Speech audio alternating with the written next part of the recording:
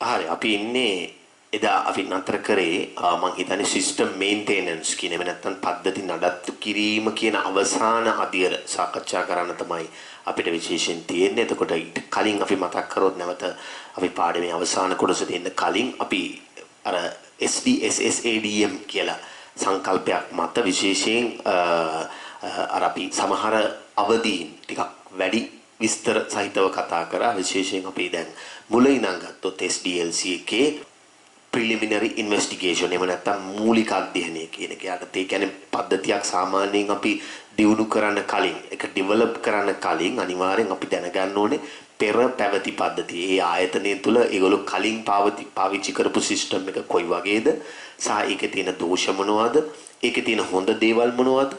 නේද? ඔය සියලු දේවල් අධ්‍යයනය කරලා ඒකේ තියෙන හොඳ දේවල් අපි පවත්වාගෙන ඒක වැඩි දියුණු කරන ගමන් අපි ඒකේ තියෙන අපි හිතමු ඒකේ තියෙන නරක දේවල් කියලා අදහස් කරන්නේ මේ ඊතරම් සාර්ථක නොවන ක්‍රියාවලින් තියෙනවා නම් අසාර්ථක සමහර කොටස් තියෙනවා නම් ඒවා අපි අලුත් පද්ධති අපි අලුතෙන් ඒගොල්ලන්ට නිෂ්පාදනය කරලා දෙන එහෙම නැත්නම් ඩෙවලොප් කරලා දෙන ගොඩනංවල දෙන පද්ධතිය තුල ඒවා වඩාත් හොඳ විදිහට ක්‍රියාත්මක කරව ගන්න පුළුවන් විදිහට අපි ඒගොල්ලන්ට යෝජනා කරලා දෙන්නේ නැත්නම් හදලා දෙන්නත් ඒ සියල්ලට අපිට වැදගත් වෙනවා මේ පෙර පැවති පද්ධතිය. ඒක සමහරට මැනුවල් සිස්ටම් එකක් වෙන්නත් පුළුවන්. එහෙම නැත්නම් ඒක සමහරලාට කම්පියුටර් සිස්ටම් එකක් වෙන්නත් පුළුවන්. මැනුවල් සිස්ටම් ගම ඔයගොල්ලෝ දන්නවා. ඒක අර ලියකියවිලි අතෙන් ලියලා නේද ડોකියුමන්ට් කරලා ෆයිල් කරලා තියාගන්න එක තමයි අපි කියන්නේ මැනුවල් සිස්ටම් කියලා. එහෙම නැත්නම් ඒගොල්ලන්ට කලින් තිබුණේ සමහරට කම්පියුටර් සිස්ටම් එකක්ම වෙන්නත් පුළුවන්. රයිට්? ඉතින් ඔය කියන මොන ක්‍රමයෙන් තිබුණත් අවසානයේ වල තියෙන මොන හරි දුර්වලතා මත තමයි අපි නව පද්ධතීන් වලට සහ සමහරලාට ඒ වල තියෙන තව සමහරට security issues පැරණි පද්ධතියේ තියෙන ආරක්ෂණ ගැටලු සහ ඒකේ තියෙන නිවැරදි ප්‍රතිඵල සමහර තැන්වල එන්නේ නැති හිටපු ගමන් තාක්ෂණයේ ලෝකේ අලුත් වෙන ගමන් ඒ පද්ධතිය එහෙම පැරණි වෙලා සමහරලාට ඒවා සමහර ෆන්ක්ෂන් සමහර ක්‍රියාවලින් හරියට ක්‍රියාත්මක වෙන්නේ නැති වගේ විවිධ ගැටලු මත තමයි යම්කිසි ආයතනයක් අලුත් පද්ධතියක් වෙත සමහර විට යොමු වෙන්න තීරණය කරන්නේ. ඒ අනුව අපි තීරණය කරන්න ඕනේ පැරණි පද්ධතියේ තියෙන මම කියපු දුර්වලතා නැතුව ඒ පද්ධතියේ තිබුණු හොඳ දේවල් තවදුරටත් වැඩි දියුණු කරමින් අපි අලුත් පද්ධතියක් ඒගොල්ලන්ගේ ව්‍යාපාරික ක්‍රියාවලිය සාර්ථක කර ගැනීම සඳහා අලුත් පද්ධතියක් යෝජනා කරන්න. රයිට්? ඒක නිසා අපි අනිවාර්යෙන් පෙර පැවති පද්ධතීන් පිළිබඳ හොඳ අධ්‍යයනයක් කරොත් තමයි අපිට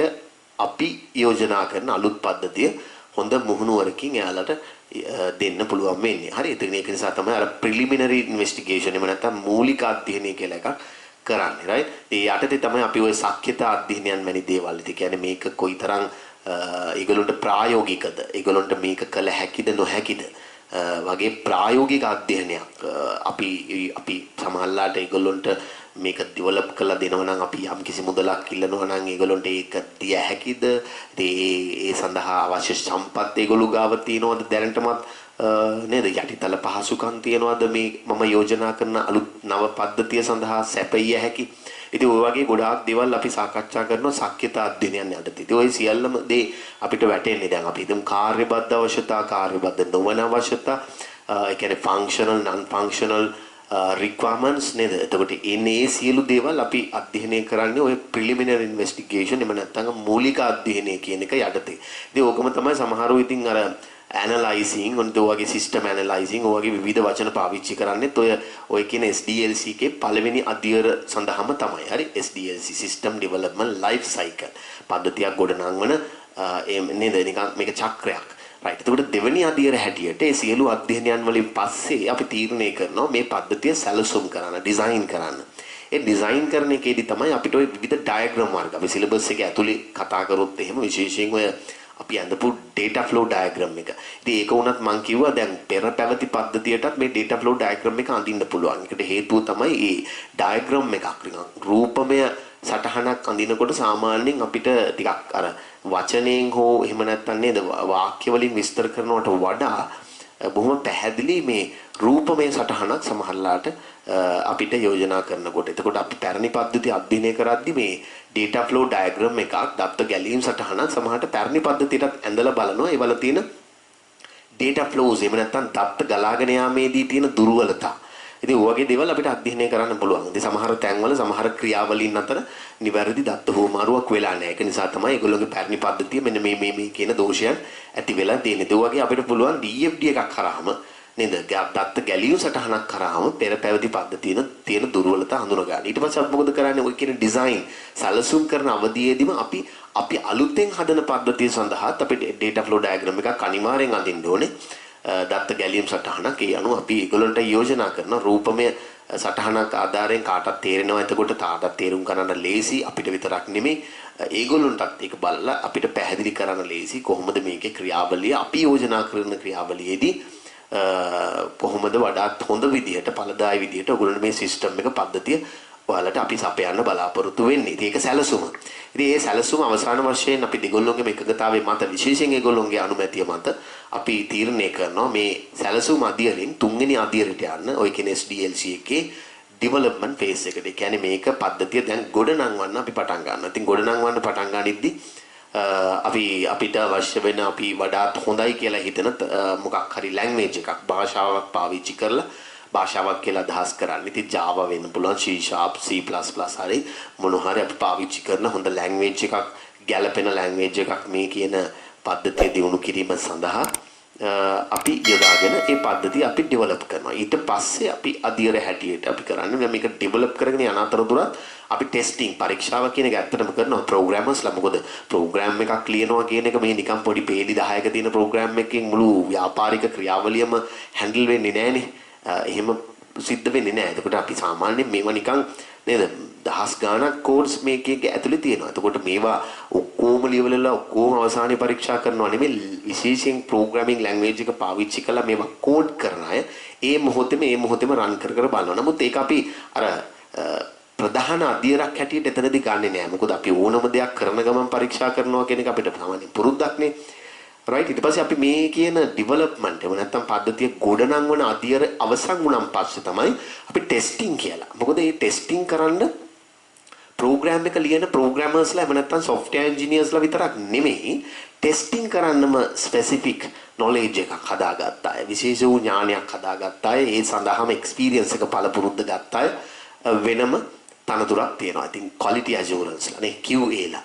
ඉතින් QA engineers ලා කියලාත් ඉතින් සමහරු කියනවා කමක් නැහැ. එතකොට ඒගොල්ලෝ ඒ ටෙස්ටිං පරීක්ෂාවේ අධ්‍යයන ටික ඒ පද්ධතියක තියෙන දුර්වලතා හඳුනා ගැනීම නේද? ඉතින් ඒ වගේ ගොඩාක් දේවල් ඒගොල්ලෝ ඒ පරීක්ෂා වලින් ඔප්පු කරගන්න උත්සාහ කරනවා. එතකොට ඒවා පරීක්ෂා විවිධ පරීක්ෂා වර්ග අපි යෝජනා කරනවා. මොකද යුනිට් ටෙස්ටිං වගේ දේවල් ඒකක පරීක්ෂාව මම කිව්ව ඕනම පද්ධතියක් අපි පරීක්ෂා කරද්දී ඒකේ කුඩාම යුනිට් එක කුඩාම ඒකකේ අපි පරීක්ෂා කරන්න ඕනේ. එතකොට මේක ප්‍රෝග්‍රෑම් සෙග්මන්ට් එකක්. ඒ කියන්නේ ක්‍රමලේඛ කොටසක් තමයි අපි ඔය කියන යුනිට් එකක් කියලා කියන්නේ. ඉතින් ඒක ඒ ප්‍රෝග්‍රෑම් කොටස් ගණනාවක් දහස් ගණනක් එකතු වෙලා තමයි මුළු සිස්ටම් එකම හැදිලා තියෙන්නේ. ඒතර අපිට තේරෙන්න ඕනේ මේ එක යුනිට් එකක් ගානේ මුලින් ටෙස්ට් කරනකොට ඉබේම මේ මුළු පද්ධතියම පරීක්ෂා වෙනවා කියන එක අපිට ටිකක් දැනෙන්න ඕනේ නේ.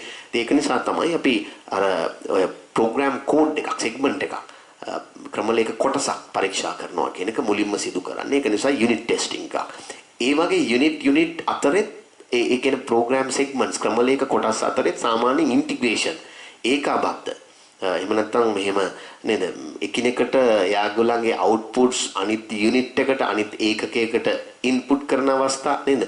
එයා ඉන්පුට් කරගන්න අවස්ථාවත් කෙනෙකුගේ අවුට්පුට් එකක් තව යුනිට් එකක ඉන්පුට් එකක් වෙන්න පුළුවන්. ඒකේ අපි කියනවා මේ යුනිට්ස් අතරේ ඒ නම එහෙම නැත්නම් ප්‍රෝග්‍රෑම් සෙග්මන්ට් අතරේ ක්‍රමලේඛ කොටස් ප්‍රෝග්‍රෑම් කොටස් අතරේ දත්ත හුවමාරු වෙනවා. එතකොට නේද? තොරතුරු හුවමාරු වෙනවා. එතකොට ඒවා තමයි ඉන්ටිග්‍රේෂන් එහෙම නැත්නම් දත්ත ඒකාබද්ධතාවය. ඒ අපි ඒකට කරනවා ඒකාබද්ධතා පරීක්ෂාව. දැන් මම මේ රූප සටහන අඳිමින් පැහැදිලි කරා. හරි?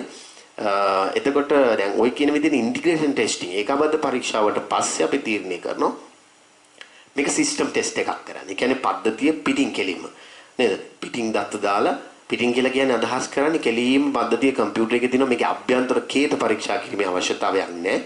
කෙලින්ම පද්ධතියේ කීබෝඩ් එක හරහා සම්බන්ධ කරනවා. එහෙම නැත්නම් ඉන්පුට්ස් දානවා. කෙලින්ම පද්ධතියෙන් එන ප්‍රතිදානය මොකක්ද කියලා. ඒක සාමාන්‍ය කෙනෙකුටත් පරීක්ෂා කරන්න පුළුවන් කියන හැඟීම එනවා. මොකද මේ දැන් කැෂියර් එකේ ඉන්න කෙනා කරන්නේත් ඇත්තට මේක තමයි. මුළු පද්ධතියෙම නිකන් අර බාකෝඩ් එක හරහා ඉන්පුට් කරනවා කියලා හිතන්නකෝ. ඊට පස්සේ කෙලින්ම බිල් එක print වෙනවා. අන්න ඒ වගේ. ඉතින් ඒ වගේ සිස්ටම් ටෙස්ටිං එක එක ඇස්පෙක්ට්ස් පැතිකඩවල වලින් අපි පද්ධති පරීක්ෂාව කරන්න උත්සාහ කරනවා. ඒ විදිහට අවසාන වශයෙන් අපි ඇක්සෙප්ටන්ස් ටෙස්ටිං එකඟතා පරීක්ෂාව, ප්‍රතිග්‍රහණ පරීක්ෂාව, එකඟතා පරීක්ෂාව, ප්‍රතිග්‍රහණ පරීක්ෂාව කියලා අපි අදහස් කරන්නේ දැන් අපි කොහොමත් මේ පද්ධතිය ගොඩනං වල දෙන්නේ කාටද මම තියාගන්න හදන්නේ පද්ධතිය ගොඩනං වන්නන් හැටියට නෑ මම මේක කාටද වෙන කාටද මේක ගොඩනං වල දෙන එක. එහෙම නැත්නම් අපි කියනවා යට ක්ලයන්ට් කියලා. ප්‍රතිග්‍රාහකයා. ඉතින් මේ ප්‍රතිග්‍රාහකයාට තමයි මම මේ පද්ධතිය දිනු කරලා දෙන්නේ. එයාගේ ව්‍යාපාරේ මම ගොඩනං වල දුන්න පද්ධතිය හරහා බොහොම ස්මූත් එකේ බොහොම සුමටව කරගෙන යන්න පහසු වෙන්නේ. එතකොට අපි දැනගන්න ඕනේ මේක අනුන්ගේ අවශ්‍යතා මත ගොඩනං වූ පද්ධතියක්. ඒ අනුන් කියලා අදහස් කරන ප්‍රතිග්‍රාහකයා අනිවාර්යෙන් එයාගේ අවශ්‍යතා හරි හැටි මම ගොඩනං වල දුන්න පද්ධතියේ ඉටු වෙනවාද කියලා බලන එක එයාත් එක්ක එකතු වෙලා අනිවාර්යෙන් වැදගත් අංගයක්. එතකොට එයා බලනවා නිකන් ඕවරෝල් එයාට සමහරට ප්‍රෝග්‍රෑමින් ලොකු නොලෙජ් එකක් සොෆ්ට්වෙයාර් ඩෙවලොප් කරන්නේ කොහොමද කියන ලොකු දැනුමක් සමහරට එයා සතුව නැති වෙන්න පුළුවන්. නමුත් මගේ සහය ඇතුව මේවල කොහොමද මේ මෙනුස් ක්ලික් කරපුවම මොකක්ද දෙන්නේ? එතකොට එයාට ඒක අවශ්‍ය දෙයක්ද? ඒක අවශ්‍ය නැති දෙයක්ද? එහෙම නැත්නම් ෆන්ක්ෂනල් non functional requirements නේද? අපි කිව්වා කාර්යබද්ධ නොවන අවශ්‍යතා. අපි රැස් කරගත්තේ එයා ආධාරයෙන් right? එයා හරහා. එතකොට එයා බලනවා මේ කාර්යබද්ධ නොවන කාර්යබද්ධ අවශ්‍යතා හරි හැටි මම ගොඩනං වූ පද්ධතියේ කෙරෙනවාද කියන එක. ඉතින් එයාත් එක පරීක්ෂා කරනවා. ඒ අනුව එයා ඒ දුර්වලතා දකිනවා. මොකද එයා මට වැඩි හොඳට එයාගේ ව්‍යාපාරේ ක්‍රියාවලින් සම්බන්ධයෙන් අවබෝධයක් තියෙනවා. පද්ධතිය ගොඩනං වන අපිට වඩා සමහර විට. ඉතින් සමහරට එයා කියනවා මේක මට අවශ්‍ය දෙයක් තිබුණා ඒක මේකේ කෙරිලා නැහැ. ඒක පොඩ්ඩක් ආයෙ කරලා දෙන්න පුළුවන්. එහෙම නැත්නම් එයා බලාපොරොත්තු නොවන විදිහට බලාපොරොත්තු වන විදිහටම ඒක වෙලා නැත්නම් සමහරට ඒවල තියෙන පොඩි සජෙෂන්ස් යෝජනා සමහරට එයා කරනවා. මෙන්න මේක මේ විදිහට වුණා නම් වඩාත් හොඳයි කියලා. ඉතින් ওই විදිහට අපි සාකච්ඡාවෙන් අපේ දුර්වලතා අඩුපාඩු එයා ඉල්ලපු දේවල් තවත් එයා කියන විදිහටම මේක ස්මූත් එකට මොම සුමට විදිහට කරන්න අපි උත්සාහ කරනවා. ඉතින් ඒක ඒ අතරතුර කරන පරීක්ෂාව තමයි අපි කියන්නේ ඇක්සෙප්ටන්ස් ටෙස්ටිං. ඇක්සෙප්ට් කරනවා. ඇක්සෙප්ට් කරන්නේ එයා ඉල්ලපු දේවල් මේකෙන් හරියට කෙරලා තිනවනම් තමයි ඒකයි ඒකට නම දාලා තියෙන ඇක්සෙප්ටන්ස් ටෙස්ටිං. ප්‍රතිග්‍රහණ පරීක්ෂාව. right. ඉතින් ওই විදිහට ඔය කියන ටෙස්ටිං වර්ගම අපි මූලිකම ක්‍රම කොටස් දෙකකට වෙන් කරනවා. මොකද අර black box testing unit අපි black box testing white box testing කියලා එකක් නේ. ඉතින් මම කිව්වා එතනදී මේ අර මම කතා කරපු ටෙස්ටිං ටිකම තමයි. අර මූලික කැටගරි දෙකකට වර්ගීකරණයන් දෙකකට සමහරට මේ ටෙස්ටිං සියල්ල අපි ඇතුළත් කරනවා. right. එතකොට අපි ගත්තොත් white box testing black box testing. white box testing කියන එකේ අදහස මම කිව්වා අර ටිකක් නේද මේ ටිකක් නිකන් වීදුරු පෙට්ටියක් වගේ සිස්ටම් එක වීදුරු පෙට්ටියකින් කවර් කරා වගේ. ඒ කියන්නේ අපිට අභ්‍යන්තර පේනවා. අපිට අභ්‍යන්තර ක්‍රියාකාරීත්වය දැනෙනවා, පේනවා. ඉතින් ඒක නිසා තමයි අපි white box testing කියලා කියන්නේ. ඒක සාමාන්‍යයෙන් කරන්න පුළුවන් මේ සිස්ටම් එක ඇතුළේ තියෙන කෝඩ්ස් පරීක්ෂා කරනවා කියන එකයි එතනින් අදහස් කරන්නේ. සිස්ටම් එක ගොඩනං වල තියෙන ප්‍රෝග්‍රෑමින් ලැන්ග්වේජ් එකක් නම් ඒ ලැන්ග්වේජ් එක හරහා අපි ප්‍රෝග්‍රෑමින් කෝඩ්ස් ලියලා තියෙනවා. එතකොට මේ කෝඩ්ස් ටික එකෙන් එක පරීක්ෂා කරනවා ඒවා හරි හැටි ක්‍රියාත්මක වෙනවද හරියට වැඩ කරනවද කියන එක. ඒ උනෝව තමයි අපි කියන්නේ white box testing කියලා. ඒතර black box testing කියලා කියන්නේ මුළු පද්ධතියම සාමාන්‍ය පුද්ගලයෙක් පාවිච්චි කරන විදිහට බාහිරින් ආදානයන් ලබා දීලා එහෙම නැත්නම් ඉන්පුට්ස් ලබා දීලා ඒ වලින් ප්‍රතිදාන එන්නේ කොහොමද කියලා පරීක්ෂා කරන අවස්ථාව. හරි. ඉතින් මම සරලව උඩින් ඔයාලට කියාගෙන යන්නේ පොඩි මතක් කිරීමක් කරනවා. අපි මේකේ අවසාන අදියර කතා කරන්න කලින් අපි අර මුල් අදියර ටික මතක් කරගන්න එක අපිට බොහොම පහසුයි. මොකද හේතුව මේ SDLC එකේ අන්තිම කොටස නිසා මම හිතනවා මේ අන්තිම කොටසට සම්බන්ධ වෙන්න කලින් මේ අර මුල ටික එකතු කරගෙන ඇවිල්ලා කෙලින්ම අවසාන කොටසට සම්බන්ධ වෙනවා නම් මම හිතනවා ඒකේ පොඩි අරමුණක් තියෙනවා. ඒකයි මේ මතක් කරගෙන යන්නේ. ඉතින් ওই විදිහට ටෙස්ටිං ෆේස් එක එහෙම නැත්නම් පරීක්ෂා කරන අවධිය අපි ඉතින් විශේෂයෙන් අවසන් කරනවා. ඊට පස්සේ අපි කතා කරනවා පරීක්ෂා කරන අවධියෙන් පස්සේ මේක පරීක්ෂාවට ලක් වෙලා මේකේ දැන් දුර්වලතා සියල්ල හදන එකනේ අපි බලාපොරොත්තු ඔය කියන ටෙස්ටිං පරීක්ෂා කරන අවධියේදී right හරි. ඊට පස්සේ අපි එනවා ඒක නිසා මේ පද්ධතිය දැන් ස්මූත් කරලා බොහොම සුමට කරලා නිවැරදිව හදලා තියෙන ගොඩාක් දුරට අඩුපාඩු සකස් කරලා සියල්ලම ටෙස්ටිං වල අඩුපාඩු එතනින් අඳුනගෙන ඒවා නිවැරදි කරලායි තියෙන්නේ. දැන් ඉතින් අපිට තියෙන්නේ මේ පද්ධතිය නිවැරදි තැනට ඇවිල්ලා තිනවා. අපිට එහෙනම් මේ කියන ක්ලයන්ට් එහෙම නැත්නම් මගේ මේ පද්ධතිය ලබා ගන්න ඉන්න සේවා ග්‍රාහකයා නේද? සේවාලාභියා. එයාට මම මේ පද්ධතිය ක්‍රියාත්මක කරගන්න අවස්ථාව දෙනවා. ඒගොල්ලෝගේ ආයතනයේ ඇතුලේ. ඒක සුපර් මාකට් එකක් නම් අර සුපර් මාකට් එකේ කැෂියර් එකේ තියෙන මැෂින් එකට මේ සිස්ටම් එක දානවා. සමහරට එයා කැමති වෙන්න පුළුවන් මේක ඍජුවම මම ටිකක් සමහරලාට මේ famous developing company එකක් නම් හොඳ demand එකක් තියෙන company එකක් නම් හොඳ ඉල්ලුමක් තියෙන ඉතින් එයා සමහරට හිතනවා අපේ පද්ධතිය අපි නියමයට කරලා ඇති නියමයට හදලා ඇති ඒක නිසා පැරණි පද්ධතිය කෙලින්ම අයින් කරලා සමහරට මම හදලා දෙන පද්ධතිය ඍජුවම ඒ අදාළ ආයතනයේ machines වලට එහෙම නැත්නම් computers වලට දාන්න ඉඩ තියෙනවා. ඉතින් අපි ඒකට කියනවා මොකද්ද direct implementation එහෙම නැත්නම් direct deployment ඍජු ක්‍රියාත්මක කිරීම. ඊට පස්සේ අපි කරන්නේ සමහර ආයතන වලින් කියන්න ඉඩ තියෙනවා right අපි පැරණි පද්ධතියෙන් මෙච්චර කාලයක් දුවනවා ඒකෙන් ඇත්තටම අපි ලාභ උපයනවා ප්‍රශ්නයක් නැහැ. අපිට ඕන වෙන්නේ මේ පැරණි පද්ධතියට වඩා ඒකේ functionalities ඒකේ ක්‍රියාකාරීත්වයන් වඩාත් හොඳට සහ ඒකේ තියෙන පොඩි දුර්වලතා මගහැරවපු පද්ධතියකුත් අපිට අවශ්‍ය වෙලා තියෙනවා. ඒක නිසා ඒ වලගේ පද්ධතිය වලගෙන් අපි මේ සිස්ටම් එක ඩෙවලොප් කරන්න. එහෙම නැත්නම් මේ පද්ධතිය ගොඩනංවන්න අපෙන් ඉල්ලුවේ. ඒක නිසා ඒගොල්ලෝ කියනවා අපි පැරණි පද්ධතිය දුවමු. මොකද ඒකට ගොඩක් දෙනෙක් අපේ ආයතනයේ සේවකයෝ බොහොම හුරු පුරුදුයි. ඉතින් ඒගොල්ලෝ එකපාරට අලුත් සිස්ටම් එකක් දානකොට ඒගොල්ලෝ හුරු පුරුදු නැති වෙන්න පුළුවන්.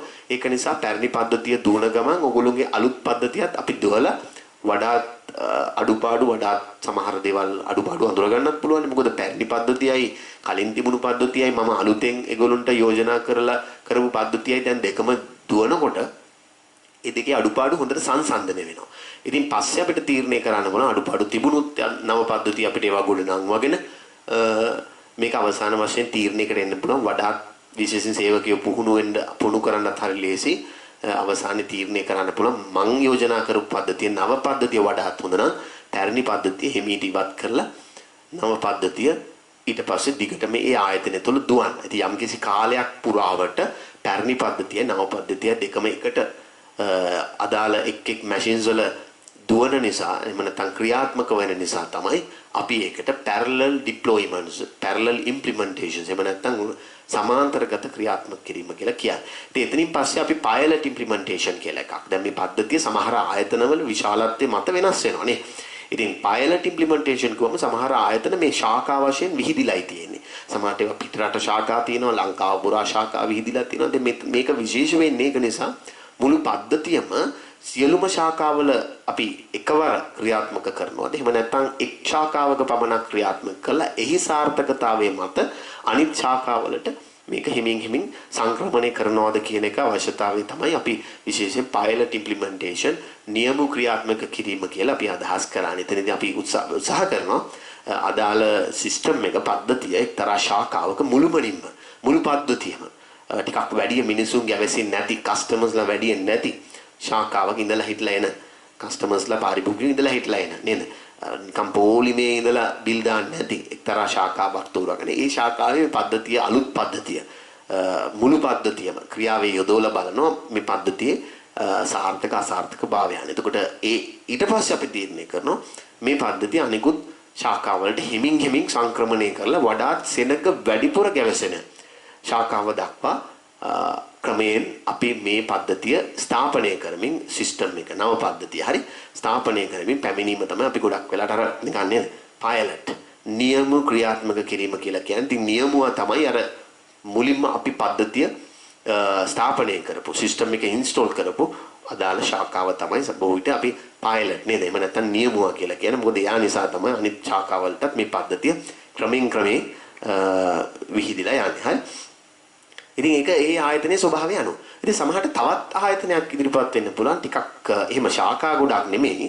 මේක ටිකක් හැබැයි ලොකු ශාඛාවක්. හැමතැනම ශාඛා දැන් අර සුපර් මාකට්ස් වල ශාඛා විවෘත කිරීමේ අවශ්‍යතාවය තියෙනවනේ ඒ ආයතනයේ ස්වභාවය අනුව. මොකද භාණ්ඩ ඍජුවම පාරිභෝගිකයන්ට විකිණීමේ අවශ්‍යතාවයක් නේ සුපර් මාකට් එකක තියෙන්නේ. ඒ සමහර ආයතන එහෙම නෑ. දැන් අපි බහමාට සිලොන් බිස්කට් ලිමිටඩ් එක ගත්තොත් හැමතැනම ශාඛා පිහිටුව යයි මේ අවශ්‍යතාවයක් නෑ. හැබැයි ඒක අති විශාල කම්පැනි එකක් වෙන්න පුළුවන්. ඒතර මේ කම්පැනි එක ඇවිල්ලා මේ ERP සිස්ටම් එකක් අවශ්‍ය වෙන පරිදි අති විශාල ආයතනයක්. සේවකයෝ තොග වශයෙන් පුදුම විදිහට වැඩ කරන අපි හිතමු බ්‍රැන්ඩිස් වගේ ආයතනයක් ගත්තොත් ඉතින් ශාඛා හැමතැනම දාන්න ඕනේ නැහැ. ඉතින් සමහරලාට නේද ඇඟලුම් කම්හල් නිසා ඉතින් මේ වගේ ආයතනයකට අපි යොදා ගන්න අපි හිතමු ERP සිස්ටම් එකක් වගේ enterprise resource planning. මොකද ඒකේ සේවකයෝ ගොඩක් වැඩ කරනවා. ඒකේ ක්‍රියාවලීන් ගොඩක් පුළුල් ලෙස විහිදෙනවා ඩිස්ට්‍රිබියුටිං මාකටිං නේද නැත්නම් බෙදා හැරීම වෙළඳ ප්‍රචාරණ යන වගේ විවිධ දෙපාර්තමේන්තු වල තමයි සමහරලාට මේක ක්‍රියාවලීන් ටික විහිදිලා තියෙන්නේ. ඒතර අපි නිර්මාණය කරන පද්ධතිය මේ සියලු දෙපාර්තමේන්තු සඳහා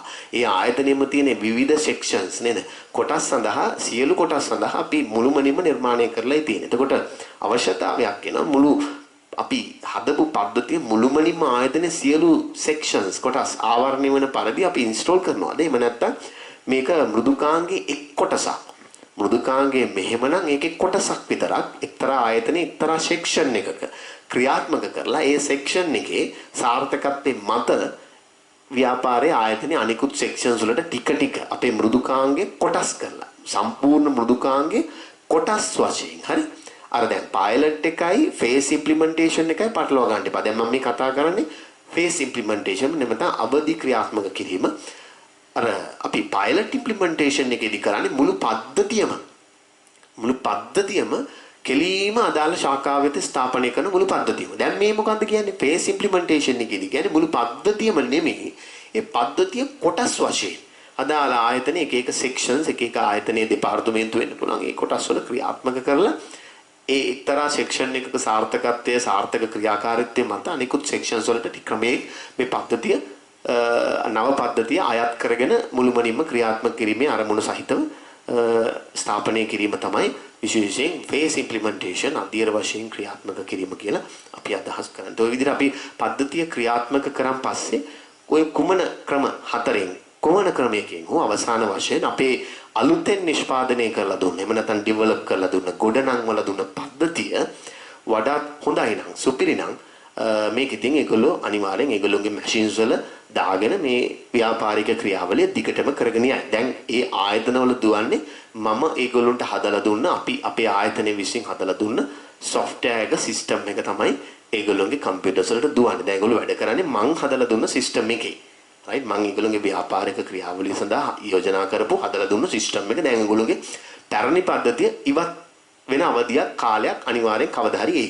ඒක පැරලල් සමාන්තරගතව ක්‍රියාත්මක කරාද ඍජු නම් කොහොමත් ඉතින් පැරණි පද්ධතිය ඉවත් කරලා තියෙන එක පයිලට්ද ඒක ෆේස්ද අදාළ නැහැ. කොහොම හරි මගේ පද්ධතිය හොඳයි නම් යම් කිසි දවසක මගේ පද්ධතිය ඒ ආයතනය තුළ මුළුමනින්ම දුවන්න පටන් ගන්නවා. එතනින් පස්සේ අපි මේක සම්පූර්ණයෙන් අතහැරලා දාන්න බෑ. අපි අනිවාර්යෙන් මේ පද්ධතිය මොකක් කරන්නද කාලයක් එක්ක නඩත්තු කරන්න. ඉතින් ඔයාලා දන්නවා ඕනම ලෝකේ තියෙන ඕනම සිස්ටම් එකක් නඩත්තු කරන්න. දැන් අපි ගත්තොත් හියුමන් සිස්ටම් එක. මේක ඇවිල්ලා ස්වභාවික පද්ධතියක් වෙන්න පුළුවන්. නමුත් අපි මේ ශරීරයේ පව අපි නඩත්තු කරේ නැත්නම් අපිට දිගටම පවත්වාගෙන යන්න බෑ. මේ කොණ්ඩේ පීරන්න නැතුව මූණ හොදන්න නැතුව එහෙම යන්න බෑනේ නේද? කාලයක් ගියපහම තේරෙනවා නේ මොනතරම් විපර්යාසයක් වෙලා නේද? බොහොම කෙටි කාලෙකින් මැරලා යන්නත් ඉඩ තියෙනවා අපි නඩත්තු කරේ නැත්නම්. අපේ ශරීර පද්ධතිය නේ.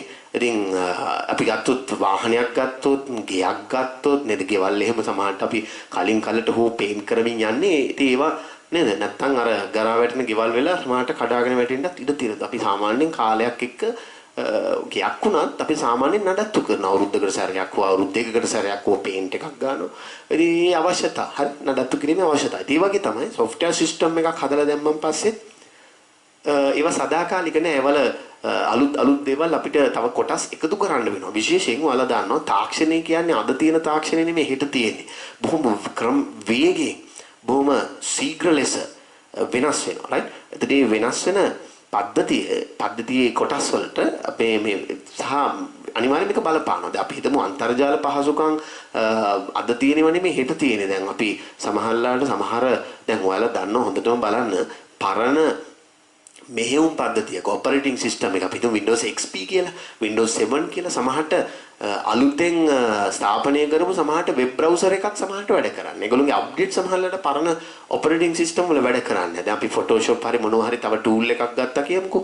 සමහරට ඒ වගේ අලුතෙන්ම හැදිච්ච software එකක් සමහරට පරණ මෙහෙයුම් පද්ධතියක වැඩ කරන්නේ. ඒ වගේ ප්‍රශ්න තියෙනවා. ඉතින් තාක්ෂණය අලුත් වෙනවත් එක්කම දිනෙන් දින නවීකරණය වෙනවත් එක්කම අපි දැනගන්න ඕනේ අපි ඒගොල්ලෝ සඳහා යෝජනා කරපු පද්ධතියක් එහෙම නැත්නම් ওই සිස්ටම් එකත් අවසාන වශයෙන් අපි වඩාත් හොඳ විදිහට තාක්ෂණයට අනුකූලව ක්‍රමයෙන් දවසෙන් දවස දියුණු වෙන තාක්ෂණයට අනුකූලව හැඩගස්ව ගන්න පුළුවන් නම් මම හිතනවා අපේ පද්ධතිය සෑහෙන කාලයක් හොඳ විදිහට අරගෙන යන්න පුළුවන් විශේෂයෙන් අපේ මේ පද්ධතිය මිලදී ගත්ත ක්ලයන්ට් ප්‍රතිග්‍රාහකයා සතුටු වෙන මට්ටමේ. හරි. ඉතින් අවසාන වශයෙන් ඉතින් ওই විදිහට අපි පද්ධතිය නඩත්තු කරනවා. පද්ධතිය නඩත්තු කිරීමේදී අපි කරන ප්‍රධාන කාරණා අපි ගත්තොත් මොනවද දැන්? අපි හිතමු දැන් යා මීට කලින් මම අවුරුදු 5-6කට කලින් ඒගොල්ලෝගේ Windows අපි හිතමු 7 තිබුණු කාලෙක තමයි මම ඒගොල්ලන්ට සිස්ටම් එක ඩෙවලොප් කරලා තිබුණේ. ඉතින් එයාටවත් මටවත් අයිඩියා එකක් තිබුණේ නැහැ Windows 7 වලට පස්සේ සමහරට Windows 8 ඇවිල්ලා Windows 10 එනකම්. මොකද අපි දන්නේ මොකද Windows 10 හදන්නේ අපි නෙමෙයිනේ. ඒක ඔය කම්පියුටර් එකට දාලා තියෙන ඔපරේටින් සිස්ටම් එක හදන්නේ වෙනත් ආයතනයක් නේ. Microsoft එක හදන Windows 10. ඒකට අපි Windows 7 තියදී ඩෙවලොප් කරපු පද්ධතිය ඩෙවලොප් කරද්දී ගොඩනං වද්දී අපි දන්නේ නැහැ නේ Microsoft එක Windows 10 එක රිලීස් කරලා Windows 7 වලට සපෝට් නොදීදී කියලා. සහයක් නොදීදී කියලා. ඉතින් අපිට පසු කාලෙ ඕන වෙනවා මේ Windows 7 වලට compatible වෙන්න හදපු සිස්ටම් එක Windows 10 වලට compatible වෙන්න නැවත පොඩි වෙනසක් කරන්න. ඒකත් අපි ගන්න සිස්ටම් එකේ මූලික ක්‍රියාවලීන් මූලික දේවල් වලට ලොකු වෙනසක් කරන්නේ නෑ අපි. මොකද මේක ව්‍යාපාරික ක්‍රියාවලීන් වලට වෙච්ච ප්‍රශ්නයක් නෙමෙයි. ඒවා වෙනද වගේම බොහොම ස්මූත් එකේ මගේ පද්ධතිය හරහා මම ඒගොල්ලන්ට ඩෙවලොප් කරලා දුන්න පද්ධතිය සිස්ටම් එක හරහා ලස්සනට කෙරීගෙන යනවා. දැන් මේ අවශ්‍ය වෙලා තියෙන්නේ අලුත් ඔපරේටින් සිස්ටම් එකකට දැමීමේ අවශ්‍යතාවය තියෙනවා. සමහරට ඒගොල්ලෝ නිකන් මට යෝජනා කරනවා මේ ඔයාලගේ සිස්ටම් එක හොඳයි. අපි ලස්සනට අපේ ව්‍යාපාරික ක්‍රියාවලිය කරගෙන යනවා. ඔයාලගේ කම්පියුටර් සිස්ටම් එක හරහා ඔයගොල්ලෝ හදලා දුන්න. නමුත් මේ අපිට පොඩි ප්‍රශ්නයක් එනවා. දැන් මේ Windows 10 වලට අපි අලුත් printer එකක් ගෙනාවා. ඒක සපෝට් කරන්නේ මේ Windows 7 වලට. මොකද කරන්නේ? ඉතින් සමහරලාට මේ දැන් පොඩි functional errors ක්‍රියාකාරී දෝෂ සමහරට එනවා. මොකක්ද මේකට හේතුව? ඉතින් හොයලා බලද්දි මේ අලුත් තාක්ෂණයන් වලට අලුත් උපකරණ වලට උපාංග වලට අර කියෝ printer එක වගේ වලට දැන් මේ කියන Windows 7 පද්ධතිය සමහරට සපෝට් කරන්නේ. දැන් ඒගොල්ලන්ට ඕන වෙනවා Windows 10 වලට යන්න. ඉතින් Windows 10 වලට යන්න සමහර වෙලාවට ඒගොල්ලෝ අපි හිතමු Windows 10 දැන් යනවා කියලා Microsoft එකට මුදලක් ගෙවලා Windows 7 ගන්නවා machines අපි හිතමු 4ක් නම් 4ටම ඊට පස්සේ Windows 10 install කරනවා. සමහරට Windows 10 install කරනකොට තේරෙනවා මේ දැන් machines වලට compatible නෑ Windows 10. machine දැන් මෙයා ගාව තියෙන දැනට පවතින computers වලට මේ Windows 10 compatible නෑ. VGA එක support නෑ.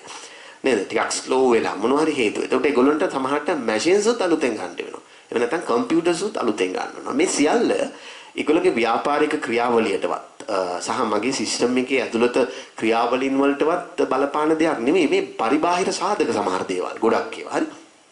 ඉතින් අපි අලුත් කම්පියුටර්ස් අරගෙන Windows 10 දාලා මගේ සිස්ටම් එක දැන් Windows 10 වලට සපෝට් කරන්නේ මම පොඩි වෙනසක් කරලා Windows 10 වලට සපෝට් වෙන විදියට හදලා Windows 10 වලට ඉන්ස්ටෝල් කරලා ඒගොල්ලන්ට සකස් කරලා දෙනවා. ඉතින් මේ සියල්ල නඩත්තු කටයුතු. ඉතින් ඒගොල්ලෝ මේකට යම් කිසි මුදලක් අපිට අනිවාර්යෙන් දෙනවා. ඉතින් ඒක බොන්ඩ් එකක් නේ. ඉතින් මේක මාස 3කට සැරයක් හෝ 2කට සැරයක් හෝ ඒගොල්ලෝ ඉල්ලන ඕනම වෙලාවක අපි සර්විස් එක දෙන්න බැඳිලා ඉන්නවා. ඉතින් ඒගොල්ලෝ මාසිකව හෝ අපිට යම්කිසි මුදලක් වෙන් කරලා තියන්න ඕනේ. මොකද අපි මේ පද්ධතිය දිගටම අපි සහාය දෙමින් නඩත්තු කරමින් යන නිසා. හරි. right. එතකොට දැන් ඒක දෙයක්. දැන් අපි හිතමු දැන් මම ඔය කතා කරේ ටිකක් ටෙක්නිකලි තාක්ෂණිකව අපිට එන ගැටලුනේ.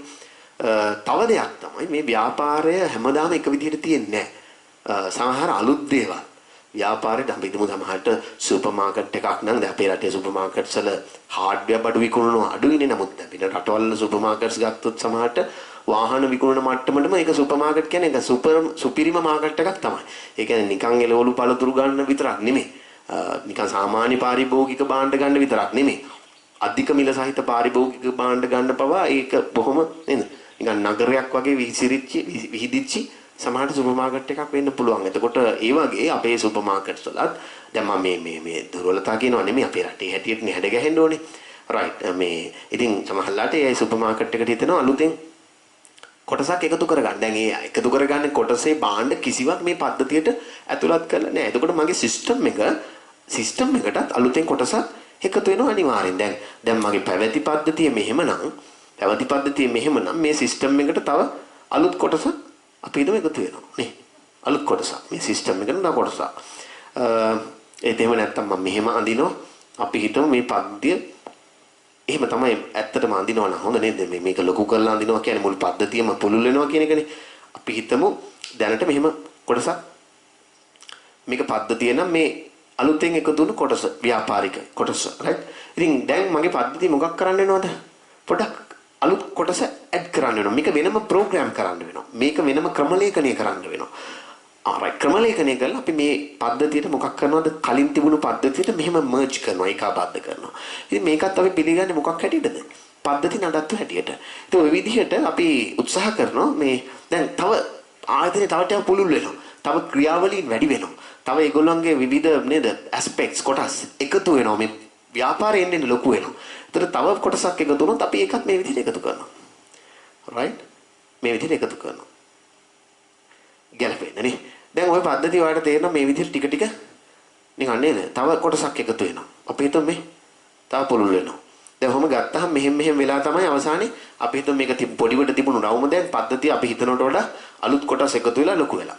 දැන් පැරණි පද්ධතිය අපි ගත්තොත් සමහරට මෙහෙම තිබුණා වෙන්න පුළුවන්. හරි දැන් මේක පුළුල් වෙලා ලොකු වෙලා විශාල වෙලා පද්ධතිය. අපි නිර්මාණය කරපු පද්ධතියම තමයි ටික ටික අලුත් කොටස් එකතු කරමින් මේ පද්ධතිය විශාල පද්ධතියක් බවට පරිවර්තනය කරලා තියෙන්නේ. හැබැයි අර ආයතන තුල තිබුණු මූලික ක්‍රියාවලීන් විශේෂයෙන් මේ කොටස මූලික ක්‍රියාවලීන් කලින් තිබුණු ඒවට කිසිදු හානියක් නොවෙන්න ඕනේ. මේ අලුතෙන් එකතු කරපු කොටස් නිසා පද්ධතිය පැවති පද්ධතියේ හානියක් නොවෙන්න ඕනේ. ඉතින් ඒකත් අපි වග බලා ගන්න ඕනේ. හරි. කොහොම හරි ඒක නිසා අනිත් එක දැන් හානියක් නොවෙනවා කියන එකෙන් අදහස තියෙනනේ පැරණි පද්ධතියේ ක්‍රියාවලින් වලට අපි මේ අලුතෙන් පද්ධතිය සඳහා එකතු කරන කොටස් නිසා බලපෑමක් වෙන්න බෑ කියන කතාව. ඉතින් ඒකම තමයි අපි නඩත්තු කරනවා කියලා කියන්නේ. අලුතෙන් එකතු කරන කොටස් නිසා අපිට පැවති පද්ධතිය අඩුපාඩු ප්‍රශ්න එන්න බෑ. right? නමුත් ඒ පද්ධතියේම කොටසක් හැටියට මේක ඒකාබද්ධ වෙනවා සම්බන්ධ වෙනවා right හරි ඉතින් ඔය වගේ කීපයක් මම මේකේ දාලා තියෙනවා අපි බලමු මේකේ ලියලා තියෙනවා දේවල් මොනවද කියලා in this phase periodic maintenance දැන් නිතර නඩත්තු වෙනවා කියන එක for the system will be carried out to make sure that the system won't become obsolete. ඒ කියන්නේ මේ අර ගරා වැටිලා විනාශ වෙලා යන දිනේ පද්ධතිය හැමදෙස්සෙම තහවුරු කරනවා අලුතෙන් කොටස් එකතු කර මේක අලුත් දේවල් අලුත් තාක්ෂණයන් එකතු කර නඩත්තු කරගෙන යනවා කියන එක.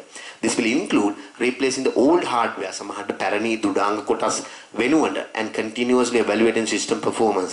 දැන් පැරණි hardware කොටස් වෙනුවට අලුතෙන් hardware කොටස් එකතු කරනවා. It was continuously evaluating. දැන් දිගටම මේ පද්ධතියේ කාර්යක්ෂමතාවය evaluate කරනවා. ඇගීමට ලක් කරමින් දිගටම යනවා. It also include providing latest updates. මම upgrades සහ updates ගැන විශේෂයෙන් සඳහන් කරලා තියෙනවා. කෙටියෙන් කිව්වොත් පද්ධතිය තුල විශාල වෙනසක් සමහරට වෙනවා නම් අපිට පැහැදිලි වෙනසක් වෙනවා නම් අපි ඒකට කියන අප්ග්‍රේඩ් එකක් කියලා. හරියට නිකන් ගොළු 12 වසරේ ඉඳන් 13 වසරට ගියපුවාම සම්පූර්ණ සිලබස් එක වෙනස් වෙනවා. අන්න ඒ වගේ. හරි. කෙලිම අප්ග්‍රේඩ් එකක්. අප්ඩේට්ස් කියලා කියන්නේ අපි අර උදාහරණයකට ගත්තොත් පන්තියේ 12 වසරේ ඉන්නවා නම් 12 වසර දිනපතා අපි ඉගෙන ගනිමින් 12 වසරේ සිලබස් එක ඉගෙනගෙන යනවා කියන අදහස වගේ. හරි. කැම්පස් එක නම් ෆස්ට් ඉයර් එකේ නම් සෙකන්ඩ් ඉයර් එකට යනකොට සම්පූර්ණයෙන් නවීන කොටස් අලුත් කොටස් වලින් සිලබස් එකට එකතු වෙනවා. මම මේ ඔයාලට තේරෙන්න උදාහරණයක් මේ කියන්නේ. එතන මේ අප්ග්‍රේඩ්ස් කියන්නේ සිස්ටම් එකක් අප්ග්‍රේඩ් කරනවා කියන්නේ පැහැදිලි වෙනසක්. සිස්ටම් එකේ අලුත් කොටස් නවීන කොටස් සමහරට එකතු වෙලා මේ ලොකු වෙනසක් පද්ධතිය වෙනවා නම් අපි අප්ග්‍රේඩ් එකක් කියනවා.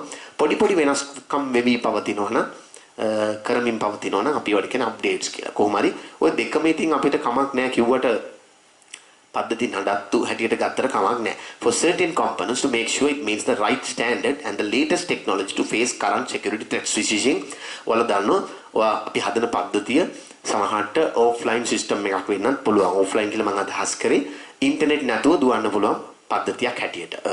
මගේ තියෙන කඩේ තියෙන කැෂියර් එකේ තියෙන සිස්ටම් එක වෙන්න පුළුවන්, සුපර් මාකට් එකේ තියෙන සිස්ටම් වෙන්න පුළුවන්. අද විශේෂයෙන් අපි හිතමු offline සිස්ටම් එකක්. ඒ කියන්නේ මේ ඉන්ටර්නෙට් ඕනේ නැහැ අපිට දුවන්න නේ. එහෙම හිතන්නකෝ. වෙන ශාඛාවක් නැහැ.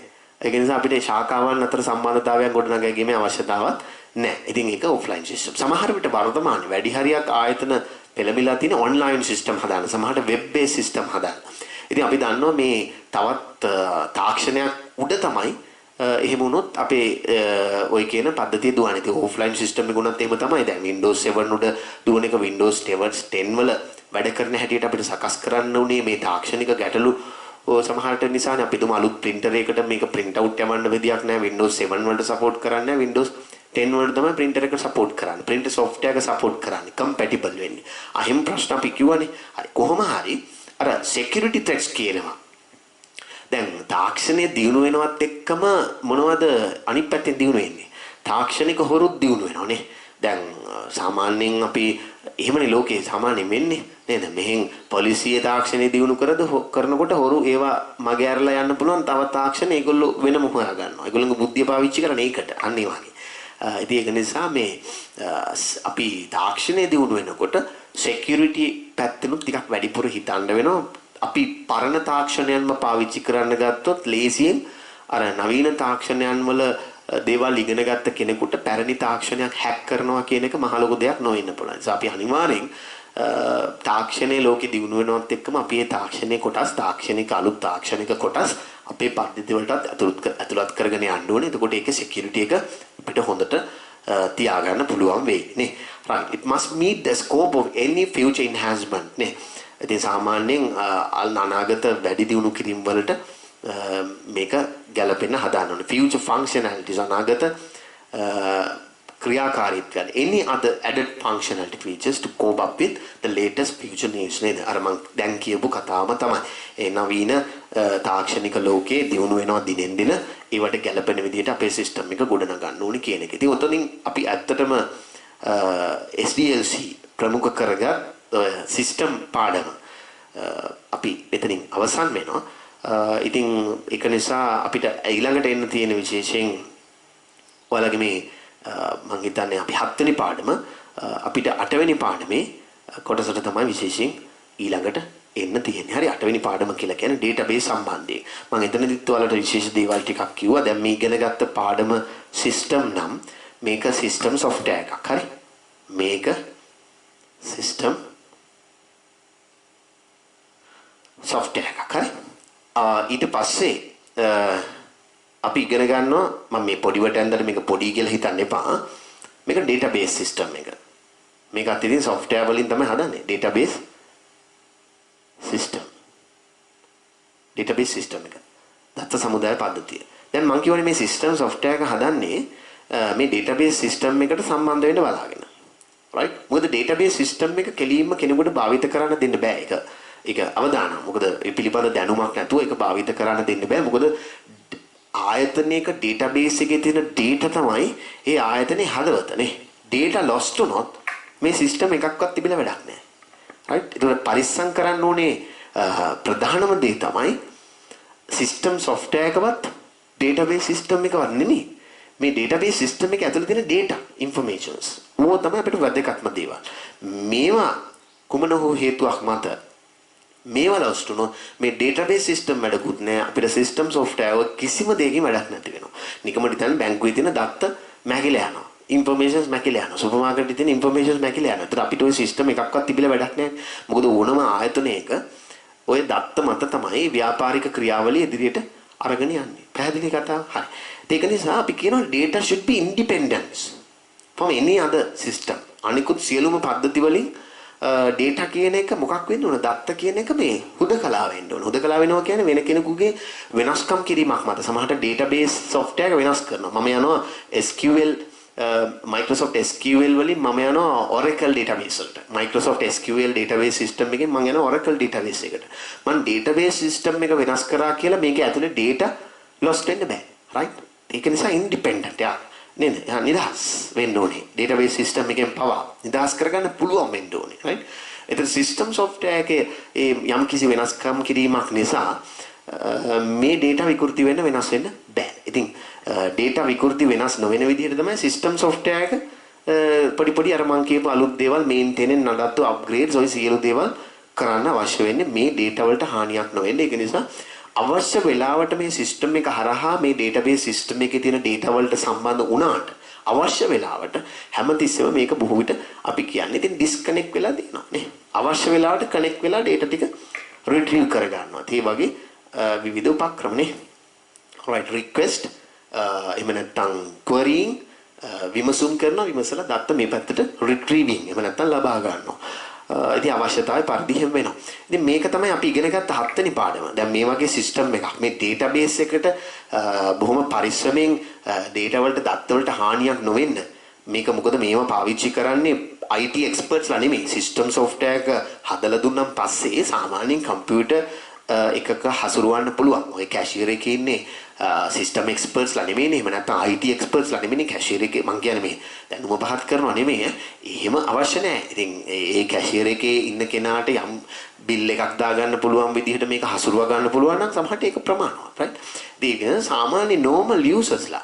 එතකොට මේ සිස්ටම් software එක හරහා බොහොම පරිස්සමින් දත්තවලට ප්‍රවේශ වෙන්න මාර්ගයක් හදලා දෙන එකයි කියන්නේ. ඉතින් එහෙම දැන් මම කියවනේ IT expertsලා නෙමෙයි මේ සිස්ටම් software එක පාවිච්චි කරන්නේ. ඒක නිසා යාට user friendly විදිහට, පරිශීලක මිත්‍රශීලී විදිහට ඕනම කෙනෙකුට ඉක්මනින් ඉගෙන ගන්න පුළුවන් විදිහට තමයි මේ සිස්ටම් software එක හදන්න ඕනේ. ඉතින් ඒක තමයි අපි plan කරන්නේ. SDLC කියලා life cycle එකක් තනිකරම කතා කරන්නේ system development life cycle කියලා. මේක බොහොම user friendly විදිහට, පරිශීලක මිත්‍රශීලී විදිහට, කම්පියුටර් පිළිබඳ සමහරවල් ලොකු දැනුමක් නැති කෙනෙකුට පවා පාවිච්චි කරලා ව්‍යාපාරයේ හදවත දත්ත නේද? ව්‍යාපාරයේ හදවත දත්ත වලට හානියක් නොවෙන විදිහට ප්‍රවේශයක් අරගෙන ඒ දත්ත ටික නැවත ගන්න පුළුවන් එක්තරා ක්‍රමවේදයකට මේක ලස්සනට හදන එක. ඒක තමයි අපි මෙච්චර plan කරන්නේ. සිස්ටම් එක හදනකොට. සිස්ටම් ඩෙවලොප්මන්ට් ලයිෆ් සයිකල් මෙතන software development life cycle එක. හරි? දැන් මේක තමයි මේක අපි ඉගෙන ගත්තේ 7 වෙනි පාඩම කියලා හිතන්න. හරි? සිස්ටම් කියන පාඩම. SDLC මූලික කරගෙන ඉගෙන ගත්ත පාඩම. දැන් අපි ඉගෙන ගන්න යනවා මේ සිස්ටම් එකත් එක්ක සම්බන්ධ වෙන database system කියන පාඩම විශේෂයෙන් 8 වෙනි පාඩම හැටියට අපි කතා කරන එක.